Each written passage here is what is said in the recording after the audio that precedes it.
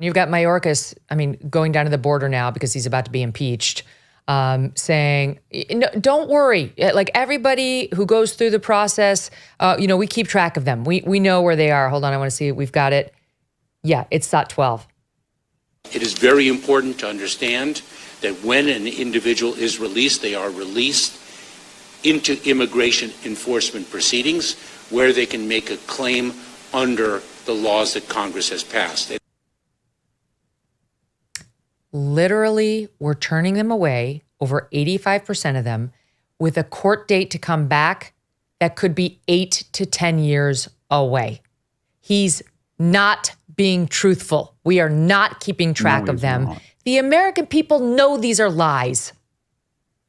They do. And most importantly for the Democrats, and that's why they're making this semblance of some concern, is that people in blue cities, especially inner city African Americans and Hispanics along the border who are directly impacted, are starting to conclude that this project is dreamed up by bi-coastal mostly white elites that are exempt from the consequences of their own crazy ideology because of their influence and power and wealth. And we're on the front lines when people impact our social services, crowd them, bilingual education needed in our schools instead of advanced placement, no security, no audit.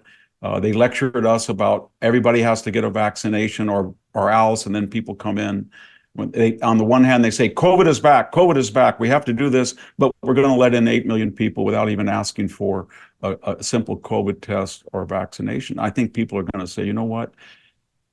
This is more of a class thing than a race thing. This whole thing is now that these people feel they're entitled, and we don't really care what they say about blacks or Latinos. Let me put some meat on those bones, because you're exactly right. There's just a poll that out from CBS News, and they asked how, first of all, the overall feeling on how Biden's doing on immigration. 75% say this is a crisis or a very serious problem. 75% of the American electorate feels that way. When you break it down by race, do you approve or disapprove of how Biden's doing? Whites disapprove 71%. Blacks disapprove 55 to 45. So a majority of blacks disapprove of how he's handling the border.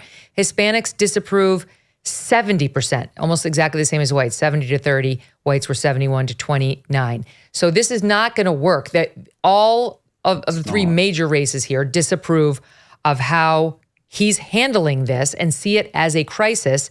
81% of those who see this as a crisis or a serious problem say the thing they're most worried about is national security. Actually, the number one answer was U.S. resources and ability to handle more people. 86% said we can't. We're overwhelmed. So there's no spinning it, Victor. That's the bottom line for this administration. No, he's got to do something different. He's in a time warp. He keeps thinking that I'm going to talk about January 6th ad nauseum. I'm going to talk about abortion, and I'm going to call Donald Trump and all of his supporters racist.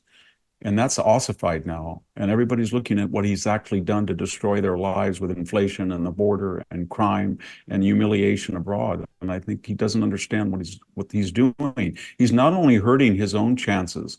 If he continues like this, and the Republicans are halfway smart, and that's an if, they could win the Senate and the House and have a 1972, 1980 landslide if they were smart. And I think they have a good shot at it. I don't think Biden well, they're going after Mayorkas, clearly, to keep this in the news and call attention to it. They're doing it via Homeland Security, not justice.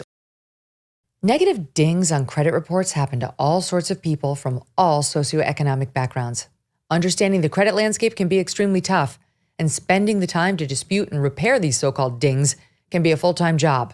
Good luck to you if you already have one of those or kids or anything else going on. For starters, you have to deal with 3 separate credit bureaus, and it's a massive headache. It's also a common misconception that people with poor credit scores are just those who don't pay their credit card bills.